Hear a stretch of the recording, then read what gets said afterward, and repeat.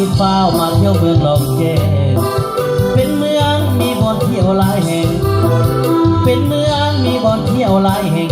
คอยคำยามแรงพากันอย่างสมวิวสันผู้บอกสวยสดงามตาลมพัดโชยมาพาให้ใจ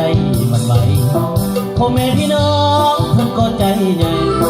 พ่อแม่พี่น้องเพิ่นก็ใจใหญ่พ่อมีน้ำใจให้พ่อมาเที่ยวชมพระราชวังตั้งอยู่จอมโพสูงซึ่งพ่อแม่ป้าลงมาเบิ่งนำกันวัดจอมแจ้งก็เป็นหนึ่งที่สำคัญวัดจอมแจ้งก็เป็นหนึ่งที่สำคัญกลุ่มมรกตนั้นแต่สมัยสงครามยังมีหลายบ่อนแหล่งท่องเที่ยวงามตาขอเชิญท่านมาเห็นกับตาด้วยตัวเองกันนั้นของเมืองเพิ่นก็นำพาเก่งกันนั้นของเมืองเพิ่นก็นำพาเก่งทิ้งห้องเป็นบทเพลงเชิญเที่ยวเมืองลองแจ้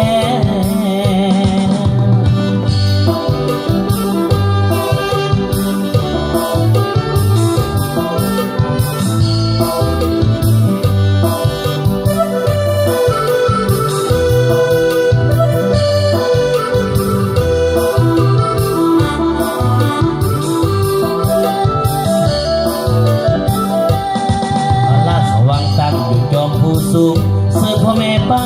ลุงมาเบิ่งนำกัน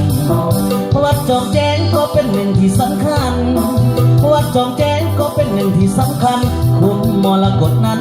แต่สมัยสงครามยังมีหลายบ่อนแหล่งท่องเที่ยวงามตาขอเชิญท่านมาเห็นกับตาด้วยตัวเองการนำของเมืองเพิ่นก็นำพาเก่งการนำของเมืองเพิ่น